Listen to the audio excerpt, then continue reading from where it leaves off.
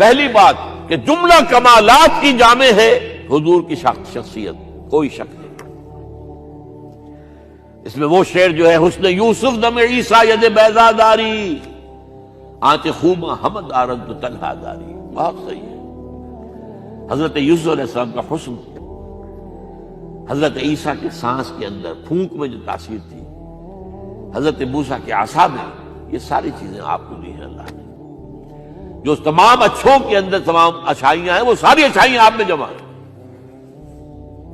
البتہ یہ بات جان لیجئے، میں تجزیہ کر کے آپ کو بتا رہا ہوں، حضور کا مرتبہ اور مقام بیان کرنے کی کوشش آپ کی توہین پر منتج ہوتی ہے۔ وجہ کیا ہے؟ اگر آپ کسی کے مرتبہ مقام کو اس کے اصل مقام کے مطابق بیان نہیں کر سکتے تو کہیں نیچے گریں گے نا۔ ناممکن ہے کہ حضور کے مرتبہ مقام کو ہم بیان کر سکیں۔ سیدھی سی بات ہے، کسی ڈاکٹر کا کیا مقام ہے اپنے فن میں، وہ ڈاکٹر ہی سمجھ سکتا ہے نا۔ کسی انجینئر کا کیا مقام ہے اپنے فن میں، کوئی انجینئر ہی سمجھے گا نا۔ تو حضور کا کیا مقام ہے، کوئی نبی اور رسول ہی سمجھ سکتا ہے، وہ بھی نہیں سمجھ سکتا۔ کیوں؟ نیچے سے اپنے اوپر والے کا پورا ادراک ممکن نہیں ہوتا، اوپر والے کو پورا ادراک ہو سکتا ہے نیچے والے کا۔ ظاہر بات ہے کہ حضور سب سے اونچے ہیں، سب سے اوپر ہیں، افضل الانبیاء ہیں، افضلہم۔ اس اعتبار سے وہ لطیفہ ہے کہ کسی جگہ پر کسی دیہاتی کی کوئی مدد کر دی کسی ڈپٹی کمشنر نے، شاید کہیں وہ کسی جگہ ڈوب رہا تھا، بچا لیا، اس نے کہا رب تینو پٹواری کرے۔ اب یہ اس کی توہین ہوئی، کیا ہوا؟ اسے کیا پتا یہ ڈپٹی کمشنر کس بلا کا نام ہوتا، اس کا کیا مقام ہے، کیا مرتبہ ہے۔ تو حضور کے مرتبہ اور مقام کو کسی درجے میں جاننے والے صرف انبیاء ہیں، کلی طور پر جاننے والے صرف اللہ کی ذات ہے اور کوئی نہیں۔ آپ بیان کریں گے تو کہیں نہ کہیں نیچے رہ جائیں گے۔ آپ کو کیا پتا، یہ جو آپ فرماتے ہیں کہ میں اپنے رب کے پاس رات گزارتا ہوں، ابھی تو عند ربی وہ یطعمنی و یسقین، وہ مجھے کھلاتا ہے پلاتا ہے، میں اور آپ سمجھ سکتے ہیں کچھ؟ شب معراج میں جو مشاہدات ہوئے ہم سمجھ سکتے ہیں؟ لقد رأى من آیات ربہ الکبریٰ، بس ختم۔ اذ یغشی السدرۃ ما یغشی، جبکہ اس بیری کے درخت کو ڈھانپے ہوئے تھا جو ڈھانپے ہوئے تھا، تم نہیں جان سکتے کیا ڈھانپے ہوئے تھا۔ کیا بیان کریں گے آپ کہ حضور کا مشاہدہ کیا تھا وہاں؟ اگر ہمارے لیے کسی درجے میں بھی اس کا ادراک اور فہم ممکن ہوتا تو وہ اللہ بیان کرتا۔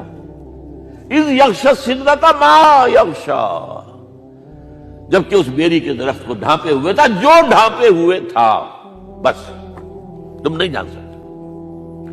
اس اعتبار سے شیخ سعدی کے بھی یہ ربائی جو ہے مبنی بر حق ہے 100%۔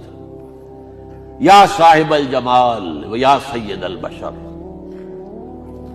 من وجہک المنیر لقد نور القمر، اے جمال اور کمال والے اور اے سید البشر، تمام انسانوں کے سردار، آپ کے چہرے انور کی روشنی ہی سے چاند کو روشنی ملی ہے۔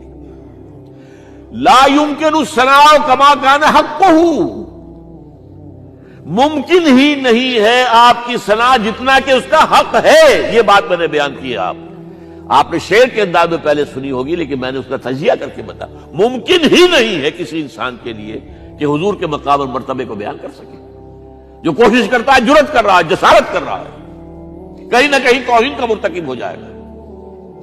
ہاں، بحیثیت بشر ہم پہچان سکتے ہیں حضور باپ کیسے تھے، حضور شوہر کیسے تھے، یہ سب ہمیں سمجھ میں آ جائے گا۔ حضور حاکم کیسے تھے، حضور منصف کیسے تھے، حضور سپہ سالار کیسے تھے۔ تمام جو بھی حیثیتیں ہو سکتی ہیں دنیا میں انسان کی، وہ تمام حیثیتیں جمع ہیں حضور کی ذات کے اندر۔ داعی بھی ہیں، مبلغ بھی ہیں، معلم بھی ہیں، مربی بھی ہیں، مزکی بھی ہیں، سپہ سالار بھی ہیں، صدر مملکت بھی ہیں، کیا نہیں ہے؟ ہر ایک کے لیے اسوہ ہے، ہر ایک کے لیے اسوہ ہے۔ صرف ایک نوٹ کر لیجئے، نقطہ آ گیا ہے ضمنی طور پر، آپ کے اسوے میں ایک خلا ہے صرف. آپ کہیں گے میں توہین کر رہا ہوں، بات سمجھ لیجئے میری. ایک عورت کے لیے اس کی نسوانی زندگی کے لیے اسوہ حضور کی ذات میں نہیں ہے. یہ خلا ہے. یہی وجہ ہے، یہی سورہ مبارکہ احزاب جس میں یہ آیت آئی ہے لَقَدْ كَانَ لَكُمْ فِي رَسُولِ اللَّهِ أُسْوَةٌ حَسَنَةٌ، وہاں آپ کی ازواج کو قرار دیا گیا ہے مسلمان خواتین کے لیے. اصل میں اسوہ وہ ہے. یا نساء النبی لستن کاحد من النساء، تم عام عورتوں کے مانند نہیں ہو. یہ حضور کا اسوہ جو ہے، جو ازواج مطہرات کے ذریعے سے ایک خواتین کا اسوہ جو ہے وہ امت کو ملا ہے. باقی کوئی انسان جس حیثیت میں بھی ہو، آپ اندازہ کیجئے 5 وقتہ امام بھی مسجد نبوی کے محمد ہیں اور خطیب بھی محمد ہے صلی اللہ علیہ وسلم. آج ہمارے ہاں 5 وقتہ امام کوئی اور ہوتا ہے. بڑی مسجدوں میں خاص طور پہ مغرب عشاء اور فجر کے اور ہوتے ہیں، ظہر اثر کو ایسے رکھاتے ہیں. اور وہ ایک خطیب صاحب، تو ظاہر بات ہے خطیب صاحب ہے، وہ تو جمعے کو آئے گی. اللہ اللہ خیر صلی. وہاں یہ ہے کہ 5 وقتہ امام بھی ہیں اور آپ خطیب بھی ہیں، مدرس بھی ہیں، معلم بھی ہیں، مربی بھی ہیں، مزکی بھی ہیں.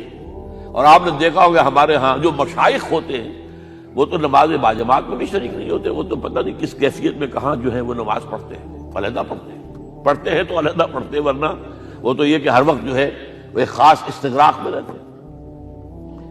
اس حوالے سے یا صاحب الجمال و یا سید البشر من وجهك المنیر لقد نور القمر لا يمكن الثناء كما كان حقه بعد خدا بزرگ تو ہی قصہ مختصر. اور یہی بات غالب نے مرزا ایوب بیگ صاحب نے آپ کو سنائی. غالب سماع خواجہ بے یزداں گذاشتین. اے غالب ہم نے محمد صلی اللہ علیہ وسلم کی ثنا جو ہے وہ اللہ کے حوالے کر دی ہے، ہمارے بس کا روگ نہیں ہے.